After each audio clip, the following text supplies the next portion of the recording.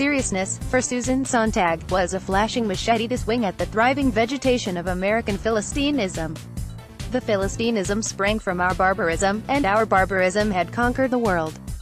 Today's America, she wrote in 1966, with Ronald Reagan the new daddy of California and John Wayne chawing spare ribs in the White House, is pretty much the same Yahooland that Mencken was describing.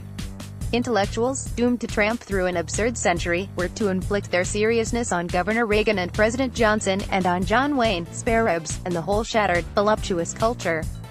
The point was to be serious about power and serious about pleasure, cherish literature, relish films, challenge domination, release yourself into the rapture of sexual need, but be thorough about it.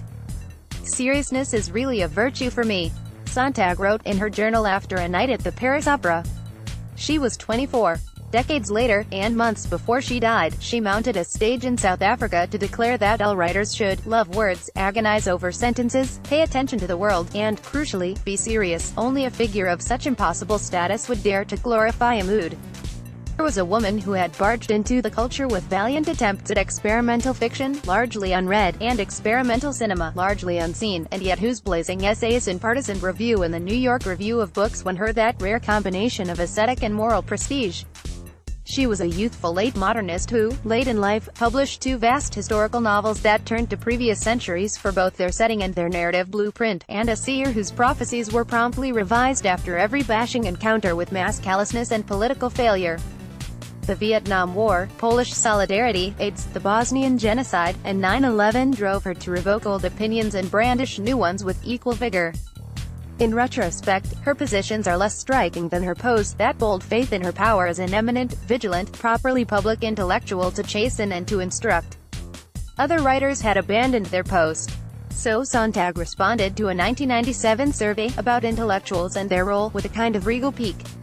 What the word intellectual means to me today is, first of all, conferences and roundtable discussions and symposia and magazines about the role of intellectuals in which well-known intellectuals have agreed to pronounce on the inadequacy, credulity, disgrace, treason, irrelevance, obsolescence, and imminent or already perfected disappearance of the caste to which, as their participation in these events testifies, they belong. She held a contrary creed. I go to war, she said a decade after witnessing the siege of Sarajevo, because I think it's my duty to be in as much contact with reality as I can be, and war is a tremendous reality in our world. Behind the extravagant drama, though, was a shivering doubt. Her work wrestles with the premonition that she was obsolete, that her splendor in style and ferocious brio had been demoted to a kind of sparkling irrelevance.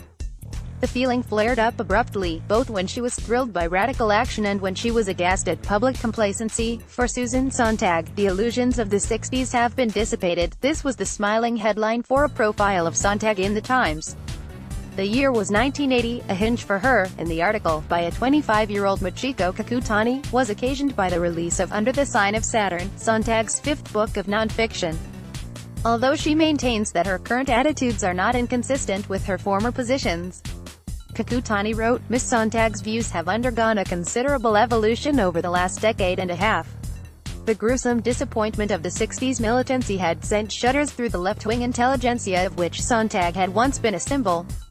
So the Times piece presented a woman of dignified prudence, whose deviations are of the mature, domesticated kind.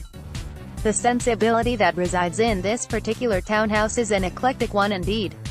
Kakutani begins, as the piece swivels like a periscope to survey the gleaming appurtenances of the life of the mind, the 8,000-volume library, the idiosyncratic record collection, and the portraits of iconic writers who keep watch over Sontag's desk like benevolent household gods: Woolf, Wilde, Proust, and Simone Weil, the Marxist-turned-mystic who, during the Second World War, fled her native France and protested the humiliation of her countrymen by starving herself to death. In 1963, Sontag had begun an article on Weil, for the first issue of the New York Review of Books, with a thundering declaration, "The culture heroes of our liberal bourgeois civilization are anti-liberal and anti-bourgeois." So, at that point, was Sontag. Weil was a specimen, for her, of a fascinating species, the raving writer, the flagellant writer, the writer